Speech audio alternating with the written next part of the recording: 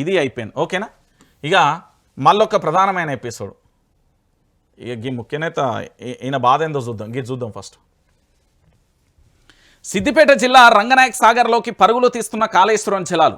BRS హెచ్చరిక దిగచ్చిన సర్కార్. కాళేశ్వరం జలాల పరుగులు రంగనాయకలోకి 3300 క్యూసెక్ల పంపింగ్. బీఆర్ఎస్ నాయకుల పూజలు. బీఆర్ఎస్కు లేఖ రాసిన హరీష్కు రైతుల కృతజ్ఞతలు.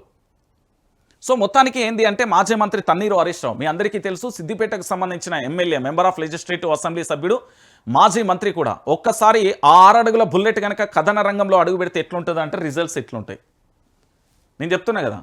హరీష్ రావు గనక ఏదైనా ఒక అంశాన్ని టేక్ ఓవర్ అంటే దాన్ని తీసుకున్నాడు, దాన్ని పూర్తి స్థాయిలో ఫుల్ఫిల్ చేయగలుగుతాడు. నాకైతే ఆ నమ్మకం ఉన్నది.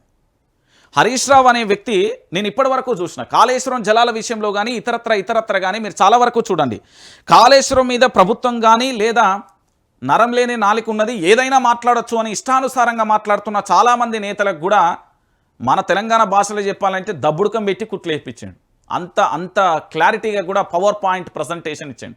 ఇంకొకసారి కాళేశ్వరం గురించి మాట్లాడితే ఖబర్దార్ అన్నట్టుగా చాలా క్లారిటీగా పవర్ పాయింట్ ప్రజెంటేషన్తో తప్పు లేదు, అలా ఏ తప్పు లేదని చెప్పారు. ప్రభుత్వం మొత్తం కావాలని బట్టగాల్సి మీదేస్తుంది.